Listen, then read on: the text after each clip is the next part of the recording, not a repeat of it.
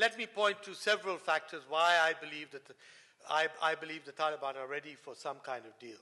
First of all, these talks with the Americans that are going on now was initiated by the Taliban themselves. And the reason for that was simply that they do not want to inherit a civil war. They've been fighting for 34 years. They do not want to see an even bloodier civil war emerge after the Americans leave, which would emerge because, you know, the northern ethnic groups would never allow a Taliban government. They would continue fighting. The Afghan army would continue fighting. So what they don't want to see is another 10 years of violence, bloodshed, and more, more horrors. So I think that is why they initiated this dialogue. First of all, to negotiate, to see if the Americans were serious about a withdrawal, and then to see if the violence can be reduced. Now, on many factors, we've seen a more moderate position. The Taliban have categorically said, not once but many times, that they would never allow any terrorist group such as Al-Qaeda to take root in Afghanistan again. So they certainly distanced themselves from their pre-9/11 position. We've seen for a year, maybe longer, Taliban have stopped burning schools. In many areas, they have allowed girls' schools to continue. Not in all areas. In many areas, they're still very repressive, but certainly in some areas. So there's been some kind of moderation they have avoided, if you remember, they killed tens of thousands of Shia Muslims in the 90s. They are not doing that anymore. In fact, they've tried to broker some kind of reconciliation with the Shias in Afghanistan. But I think the biggest reason why the Taliban are talking is that, look, they understand that, first of all, we cannot rule Afghanistan again.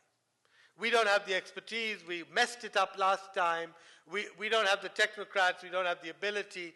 But most of all, we know perfectly well that the moment if we tried to seize Kabul and try to rule Afghanistan again, first of all, it would prompt a bloody civil war because the North would resist. But more than that, the West would walk away.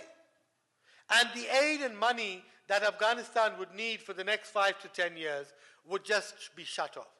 Now remember, in 1999, by 1999, almost every Western country had removed itself from Afghanistan. And by 2000, I was there, Afghans were starving. There was no UN, or very little. There was no NGOs. There was no economic activity. There was no aid from any country. And the Taliban have been through this. They don't want to repeat this again. To see the West walk away, and then in 6 months they lose popularity, and the Afghan people starving again. So what they see as the best bet, I think, is some kind of compromise with the government. So that you have a government which is led by, a Karzai or somebody else, who offers a picture of moderation to the West, and who can keep the money coming, and who can keep the aid flowing. But they know perfectly well that they would never be able to do that. And they are also deeply aware of their popularity. I mean, how popular they are is a moot question. But they believe that they have a certain popular base. And they know perfectly well that they would lose that in 6 months once they try to seize power. So I think,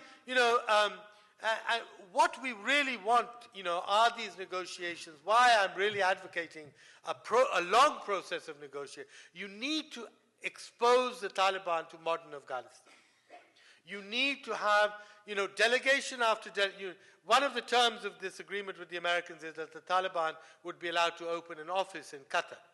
Now, if that happened, you could get delegations of students, of tribal leaders, of elders, of businessmen, of women, of teachers, of all kinds of people coming to meet the Taliban, and really explaining to the Taliban that, look, Afghanistan has changed in these last 10 years.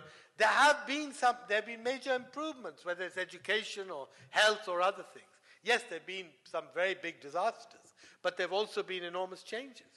And the Taliban, who've been living in Pakistan all this time, need to be exposed to all this.